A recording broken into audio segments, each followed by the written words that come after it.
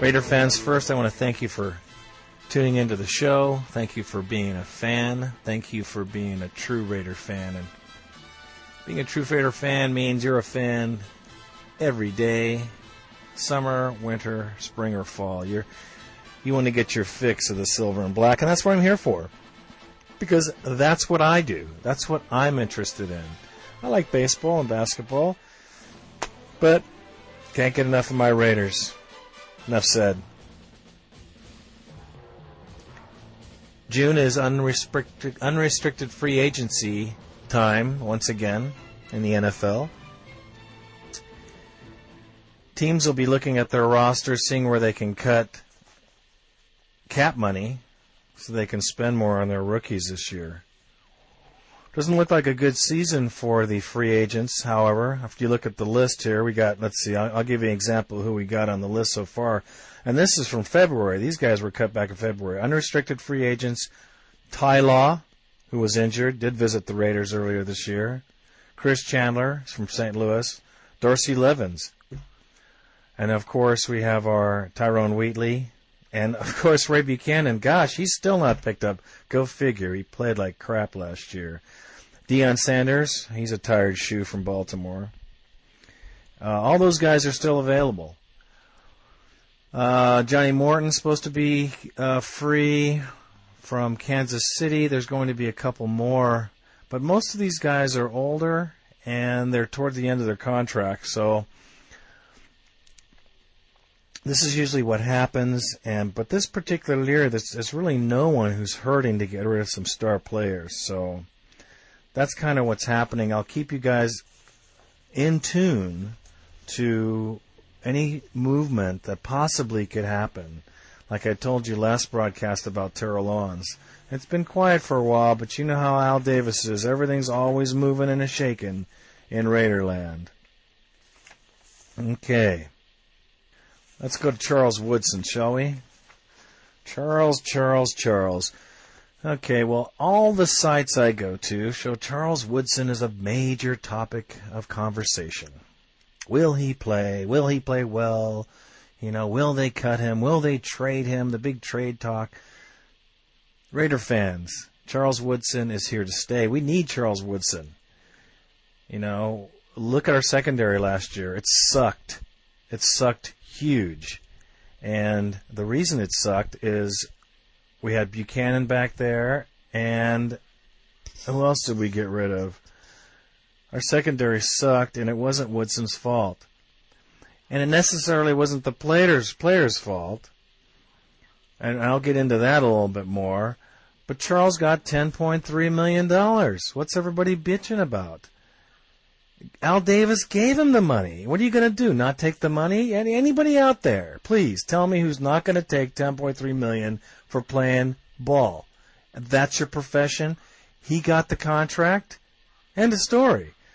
You know, people beef about his poor performance the last 2 years. Hey, the defense sucked when the last 2 years? We sucked. That's not necessarily all Charles Woodson now. Let's look at the whole team. Let's look at the other players. The other players that didn't contribute to the team. Excuse me, a little tongue-tied there. Rob Ryan, new coach. You know, his whole thing last year was a confusing mess. I mean, I hope he does better this year. I like Rob Ryan. I really like what he brings to the table. I like this attitude about the defense. I just don't know if they can equate that into actual making the players play it right. He's got great talent. Let's see if he can make it work. It's not the players, ladies and gentlemen. A lot of this was coaching last year, and if you look like I did, I was paying a lot of attention to this squad last year on the defense, and I saw a lot of miscues. I saw a lot of misplays. You know, you saw missed tackles, and it was a tragedy every time we were on defense. But if you looked at every one and broke it down on film, you could see where people were just not in position because they didn't know their position. Not because of any, fantastic play by the other team. We sucked. And a lot of it was coaching. I dare anybody out there to get on the email. Let me know why you think it's different. Somebody out there in Raider Nation land, contact me and you tell me why you think that it was all Charles Woodson and the defense is fine. Or even that Rob Ryan is a great defensive mind. Give me an argument, because as far as I see, they had absolutely no organization on the defensive line. They go out there. Warren Sapp looked like he was in the middle of a train track with a train on top of him. They're in the headlights. All season, there were a couple of moments when our defense did stand up. I will say the Denver game was one of them. That was the only time I saw any life out of these guys, and it died shortly thereafter. Let's not blame Woodson. He's here to stay. He's disgruntled. Yeah. He was attitude in the locker room. Yeah. The guy's a star player. He's shown he's a star player. He's a stud. He was one of the very few cornerbacks who aggressively tackles men when they run past the line of scrimmage. Running backs. Charles Woodson's in there. You know, he's tackling Priest Holmes. He's tackling, all these guys. He's running back. These, Jerome Bettis. So, I don't want to hear any more about Charles Woodson. He's a Raider. He's going to be a Raider next year, and he's going to play very well because that's how he plays. He plays very well. And if Rob Ryan can get it together and put the cast around him he's supposed to, then he'll shine again like he did before. Because I'll tell you right now, if you look at any of the other observation in the sporting news, Charles Woodson still has it. Okay? There's a couple of sourpusses out there that say, oh, he's old, blah, blah, blah, blah. Charles Woodson's ready to play. And he'll play next year, even if he hates the Raiders, because if he wants to make money next season, he's going to have to produce. End of story. We have Charles Woodson. Let's support Charles Woodson. And I don't want to hear any boos out there at the Coliseum when Woodson comes out to play. We got to pump this guy up. We got to get him ready to play. That's on us, ladies and gentlemen, as fans. This booing bullshit at the Coliseum on our own players, that's got to stop. That's just got to stop. I've never seen that anywhere else in any sporting venue. We got to stop that bullshit. Excuse my language, fans, but got a little emotional about that one. PSLs. Okay, PSLs. A PSL is a public seat license. What that is that is when the Raiders came back from Los Angeles in 1995. They sold they sold the right, I want you to understand this now, the right to buy tickets. You had to buy the right to buy your tickets. And let me give you an example. If you were in Mount Davis, you would pay $1,000 for a seat. The right to buy the season tickets. That's not for one ticket or a bag of popcorn or a beer. You pay $1,000, and then they send you the bill for your seats. Your seats might be $1,200 or $800, but your PSL was $1,000, and you pay that $1,000 up front, and then that guarantees you the opportunity to buy those season tickets every year. Now, I think the lowest PSL was $2,500. I could be wrong. Raider fans, correct me. Send me an email. Give me some love here. But I think maybe it was $1,000. It's hard. I can't remember. It's so long ago. I have a friend, however, who paid $5,000 for one seat in a club section and $10,000 for another seat in the club section. When they first came out, he paid $10,000. Blown away, huh? And then you have to pay for your tickets. This was supposed to last for 10 years. You only had to pay the public seat license one time. And then 10 years, it was supposed to cover you for 10 years. And then there was supposed to be some plan. They were supposed to give you a plan somewhere. Nobody came up with no plan. This is what's happening right now, Raider fans, if you're not aware. So everybody who bought season tickets and paid that money now looks like might have to pay another PSL fee. Well, what do you think about that? Well, I think that sucks. I think that blows big time. And the only reason, there's a whole lot of things that happen. Al Davis sued Oakland, Alameda County. There's a whole lot of legal mumbo jumbo. Long story short, the fan, like in all cases, gets screwed. And that's what's happening here. I would imagine what's going to happen, and what I hear from the inside is that it's going to be a 30% discount for previous PSL holders. So whatever you paid before, you can just chop off 30%. That's kind of funny, though, because they're going to raise the seat prices, so you might end up, it might be a wash. And I'm not trying to make a sour note. Hey, if you want to see the team, that's what you got to pay. And I don't know about other places, but that's the way it works here at the Oakland Coliseum. They haven't come up with a solution yet, and I'll keep everybody apprised of what's happening on the PSL thing. But you see, it's very quiet. You don't see this PSL story going on anywhere in the open media, huh? That's for damn sure, because they don't want that going out. Alameda County doesn't want it going out. The Raiders don't want, nobody, it's a top secret. But the PSL holders don't think it's a top secret. They want some answers. And let me tell you, we better get some goddamn answers, excuse my language out there, because that is bullshit. Excuse my language. Sorry I get a little emotional about the PSL issue, but it's a ripoff. The fans spent good money. Here's another thing that happened with the PSLs. We went to the Super Bowl 2002, and out of all the PSL holders, now let me just say, of all the PSL holders, there were 200 tickets available that were given out in a lottery.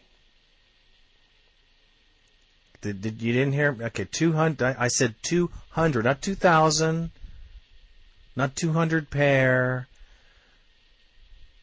200 tickets for the Super Bowl for the home team fans that paid all that money up front, supported this team this whole time. They get 200 tickets to the Super Bowl. There's something wrong there, ladies and gentlemen, when the real fans don't get to go see the most important game of their team. And maybe in the century, maybe in the history of the team. The fans should be able to go, and all those corporate yahoos and all those wannabe fans and all that horse shit about this sponsor and that sponsor. And let me tell you, without a sponsor, that game would go on just fine. Let the fans get in the game. Let the fans get in the game. That's horse shit. Anyways, enough of that. Let me just tell you another thing that happens. There were out of 80 games in the last two seasons, out of 80 games, 54 of them were non-sellout games. 54 games were non-sellout games. That means if you live anywhere near Oakland and you want to see your Raiders and you don't have $100 or $150 to spend on a ticket, you're going to have to tune into the radio because you ain't going to watch them, or you got to drive 4 hours by car till you get out of the zone, the whatever zone, the TV zone, whatever that is, the blackout zone, the bullshit zone, that's what I call it. 54 games out of 80 games were blacked out here in this area. So, all of you people across the country that are complaining that you don't get to see your Raiders, I don't know if they're on your channels or whatever, but if you have NFL Direct, you can see the Raiders anywhere in the United States except for the Bay Area. Isn't that something? So I just want to let you guys know that that's the PSL story, and I will be on top of this, I'm telling you, like flies on it, baby. Because this one pisses me off just like it does everybody else. The 2002 MVP quarterback Rich Gannon will be retiring this month. Probably pretty soon, maybe this week even. Raider fans out there, I know that he would frustrate you, and he would frustrate me. And at times he would be amazing with his accuracy and where he could put that ball. And I will tell you, I enjoyed every second of his play, the 2002 season especially. This man played 17 years in the NFL, and he gave his very best to the Oakland Raiders. We can go back and forth about the Super Bowl loss, blah, blah, blah. How many quarterbacks have been to a Super Bowl, Dan Marino? How many quarterbacks have had the opportunity to be in the biggest stage in the country? Well, if I had someone to represent me, Rich Gannon was the guy. He was a better quarterback than Tampa Bay's, by far. By far. In performance, accuracy, consistency, yardage. Please. We all know what happened in that game. Gruden knew every move we were going to make. Enough said. We were all worried about it. That was going to happen. Yeah, it happened. Okay, let's all move on from there. We kicked their ass the next year they played us. They came to Oakland. I remember that. Everybody who went there. Boy, that was a great game too. But, Rich, this is to Rich Gannon. If you get this podcast, I just want to thank you personally from an Oakland Raider fan that loved your elusiveness, your pocket presence, the way you could place the ball in the run, the way you ran. When you were on your game, Rich, you would run that ball and make the first down. You'd sacrifice anything. You were intense. From what I understand and everything I've read and everyone I've talked to, Rich Gannon is a quality individual, not only on the field but off the field, with his daughters, his family. This guy still is reading films, Raider fans. He's still studying his game in case he plays again. Can you imagine being an NFL star, MVP in the Super Bowl? At one time, the crowd roaring. You're on the field. You just feel the intensity of the game. Just like when we played the Titans for the AFC Championship game that year. And he was on the field. Can you imagine being in that moment of victory? And then, 2 years later, finding out that you're physically unavailable or incapable of playing the game you love with your whole heart. It's a heartbreaker, man. Everybody who's had a profession they've loved and had to leave it for one reason or another can feel you, brother. We feel that pain you have, and we just want to thank you for leaving it all there, Rich. The Raider Nation thanks Rich Gannon for all he's done for this organization. I wish he would stay on as a coach.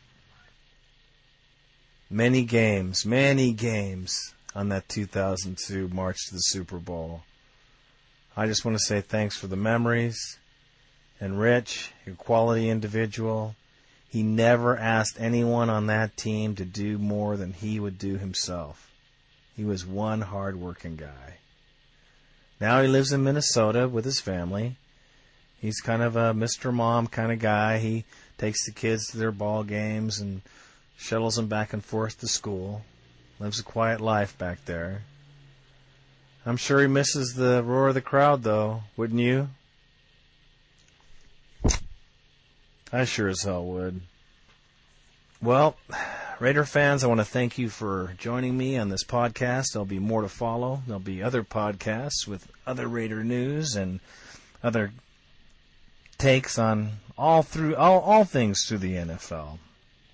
I like to look at all kinds of stuff, and I thank you for joining me. I want you to send me your emails and comments. Maybe we can get together and have a show. I've thrown the gauntlet out to you other guys on podcasts. I want to talk about my Raiders, or our Raiders actually, because we're all fans. We have a forum here you can chat on I want to thank Dynamic Nation, which would be my brother-in-law who set up this site for me, my lovely wife as a producer, Charmaine. I call her Charmaniac. And you, the fans. We love our Oakland Raiders. You have a beautiful day. Good night now.